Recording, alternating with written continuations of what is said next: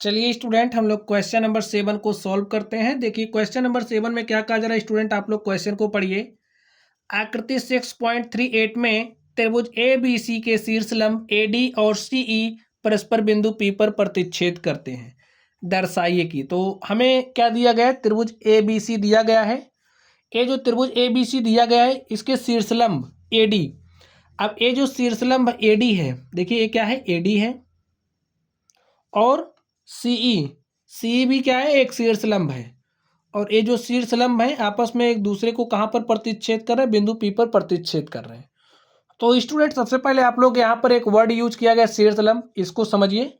समझिए हमारे पास कोई त्रिभुज है, ठीक है, ये कोई त्रिभुज है और आपको पता है त्रिभुज में कितने शीर्ष होते हैं, 3 शीर्ष होते हैं। ये शीर्ष ए है, बी है, सी है।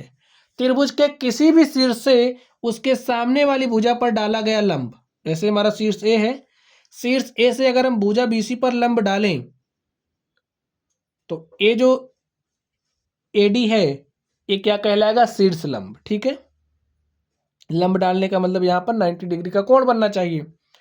तो एडी हमारा क्या है, शीर्ष लंब है। सी हमारा क्या है, शीर्ष लंब है। ये हमें दिया गया है, हमें यहाँ पर कुछ दिया गया है, इसे क्या करना है, दिखाना है, प्रूव करना है। तो चलिए हम लोग 1 बाय 1 चीज़ों को डिस्कस करते हैं और इस प्रश्न को हल करते हैं। तो यहाँ पर स्टूडेंट आप लोग क्वेश्चन को देखिए और हल करिए हो सके तो। चलिए हम लोग फर्स्ट नंबर को सॉल्व करते हैं। सबसे पहले हमें जो दिया गया हम लोग उसको लिख लेते हैं। लिखिए, दिया है, क्या दिया गया है, त्रिभुज ए बी सी के शीर्ष लंब, त्रिभुज ए बी सी के शीर्ष लंब एडी और सीई परस्पर बिंदु पी पर प्रतिच्छेद करते हैं, पी पर प्रतिच्छेद करते हैं, ये हमें दिया गया है। चलिए अब हम लोग, चलिए सबसे पहले 1 नंबर को हल कर लेते हैं। इसमें हमें क्या दिखाना है, हमें सिद्ध करना है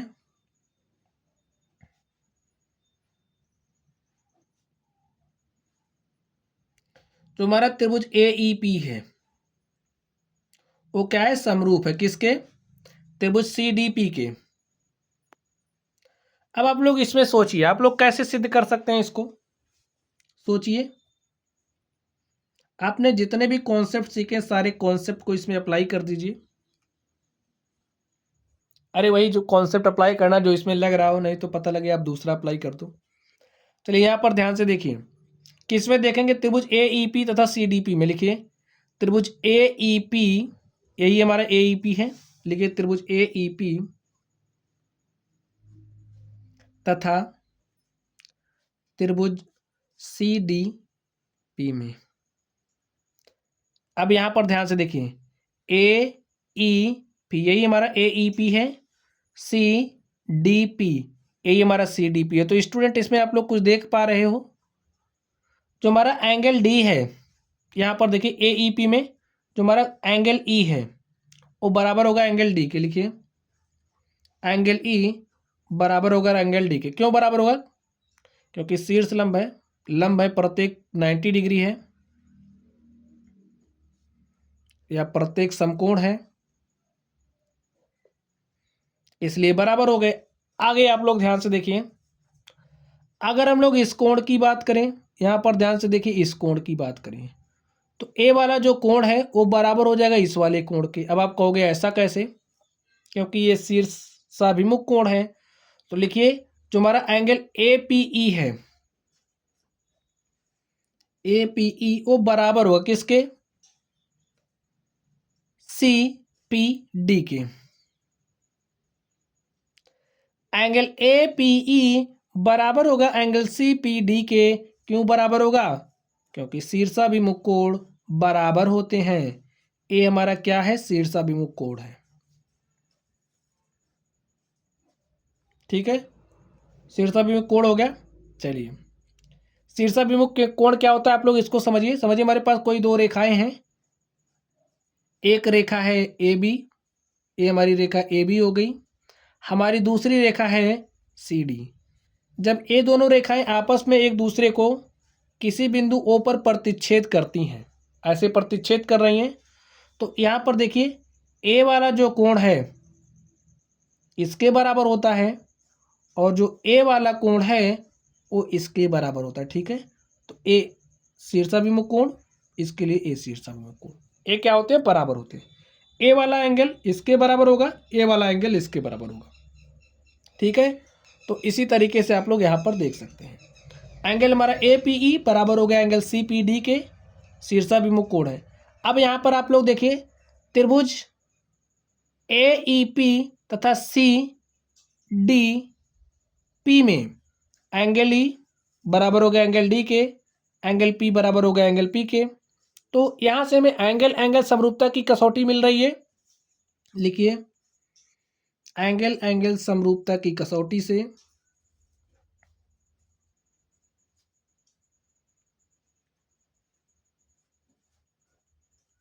जो हमारा त्रिभुज ए ई पी है वो क्या है, समरूप है किसके, त्रिभुज सी डी पी के। और स्टूडेंट यही हमें दिखाना था फर्स्ट नंबर में इसमें, और हमने दिखा दिया है।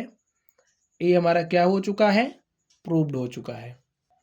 तो चलिए स्टूडेंट हम लोग इसके सेकंड नंबर पर चलते हैं और इसको हल कर लेते हैं। सेकंड नंबर में देखिए मैं क्या दिखाना है, लिख लीजिए। सेकंड नंबर में क्या सिद्ध करना है, त्रिभुज ए बी डी क्या है, समरूप है किसके, त्रिभुज सी बी ई के समरूप है। चलिए उत्पत्ति देते हैं इसके लिए। अब आप लोग ध्यान से देखिए, लिखिए त्रिभुज ए बी डी तथा त्रिभुज सी बी ई में ए बी डी कहां पर है, ध्यान से देखिए, ए बी डी, ए हमारा ए बी डी हो गया। सी बी ई कहां पर है, सी बी ई, कुछ देख पा रहे हैं, सी बी ई तथा ए बी डी में यहाँ पर ए हमारा कितना डिग्री है, 90 डिग्री, यहाँ पर ए कितना डिग्री है, 90 डिग्री। तो ए बी डी में जो हमारा कोण डी है वो 90 डिग्री है, लिख दीजिए एंगल डी 90 डिग्री। किसके बराबर हो रहा है, किसके बराबर हो रहा है, देखिए ए इसके बराबर हो रहा है ना एंगल ई के, क्योंकि ये भी 90 डिग्री है। तो लिख दीजिए प्रत्येक 90 डिग्री या फिर प्रत्येक समकोण। ठीक है स्टूडेंट, अब आगे आप लोग ध्यान से देखिए, ए बी डी और सी बी ई में ये जो बी आप देख रहे हो क्या है, कॉमन है। ए बी डी में है, सी बी ई में है, तो जो हमारा यहाँ से एंगल बी होगा वो बराबर होगा एंगल बी के। क्यों बराबर होगा, क्योंकि ए उभयनिष्ठ है। अब भाई देखिए संगत कोण बराबर हो रहे हैं ना, तो लिखिए एंगल एंगल समरूपता की कसौटी से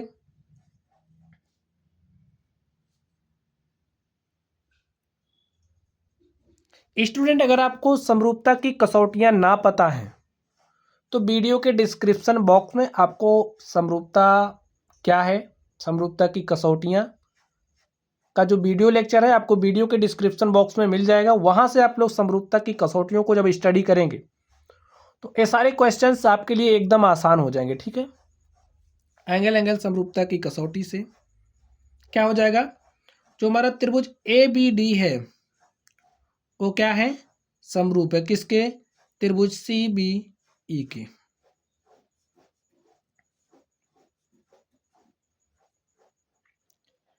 और यही हमें प्रूव करना था स्टूडेंट, हमने इसको प्रूव्ड कर दिया है।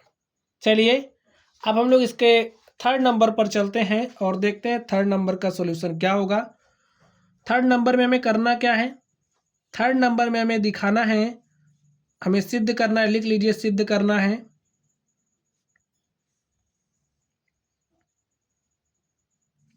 जो त्रिभुज ए ई पी है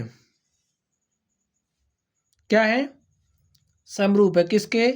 त्रिभुज ए डी बी के। चलिए इसके लिए हम उपपत्ति देते हैं। आप लोग ध्यान से देखिए, किसमें देखेंगे? त्रिभुज ए ई पी तथा त्रिभुज ए डी बी में। ए ई पी कहाँ पर है? ए ई पी तथा A D B. A D B देख लीजिए, ए ई पी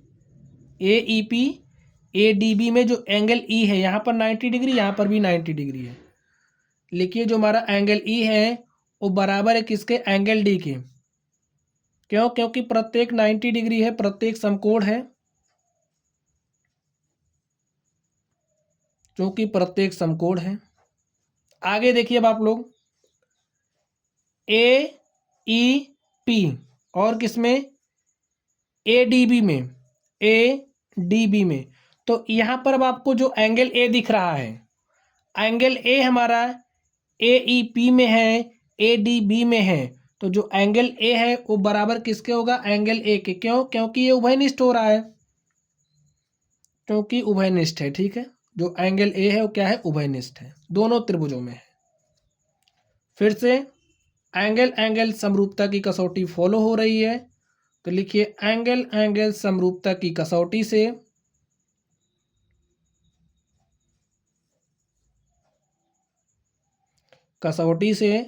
जो हमारा त्रिभुज है, त्रिभुज ए ई पी, वो क्या है? समरूप है किसके? त्रिभुज ए डी बी के। ठीक स्टूडेंट, चलिए अब हम लोग इस चौथे नंबर पर चलते हैं और देखते हैं इसका सॉल्यूशन क्या होगा। तो आप लोग इस चौथे नंबर को ध्यान से देखिए, इसमें क्या सिद्ध करना है? जो सिद्ध करना है लिख लीजिए।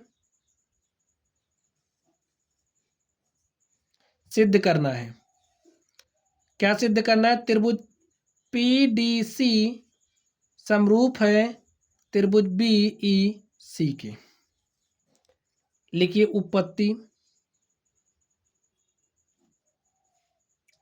उपपत्ति के लिए क्या करोगे? आप किस त्रिभुज में देखोगे? त्रिभुज पी डी सी तथा त्रिभुज बी ई सी में। देखिए आप लोग, देखिए पी डी सी कहाँ पर है? पी डी सी ए हो गया, और बी ई सी कहाँ पर है?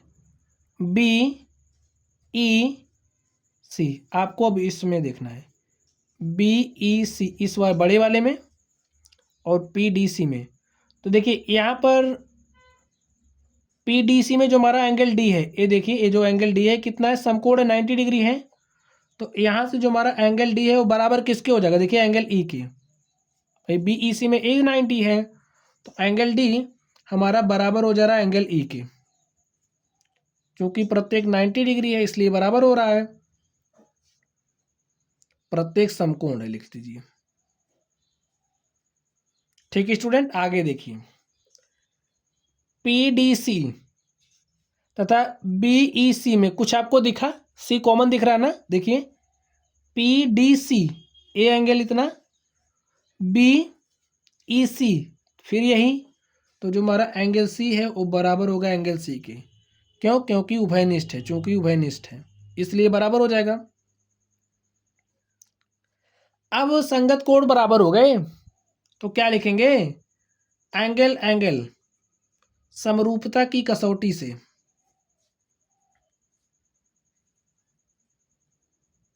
समरूपता की कसौटी से जो त्रिभुज हमारा पी डी सी है वो क्या है? समरूप है किसके? त्रिभुज बी ई सी के।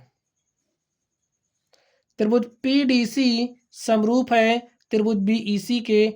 स्टूडेंट यही हमें दिखाना था और हमें दिखा दिया, तो हमारा क्या हो चुका है? प्रूव्ड हो चुका है। इस तरीके से जो हमारा क्वेश्चन नंबर 7 था हमने इसको हल कर लिया है। चलिए स्टूडेंट्स, आप लोग पढ़ते रहिए। अगर आप लोगों को कोई भी डाउट हो तो आप लोग कमेंट बॉक्स में कमेंट करना। वीडियो पसंद आए तो वीडियो को लाइक कीजिएगा, चैनल पर नए हो तो चैनल को सब्सक्राइब कीजिएगा, अपने मित्रों के साथ शेयर करिएगा। चलिए आप लोग पढ़ते रहिए। Thank you.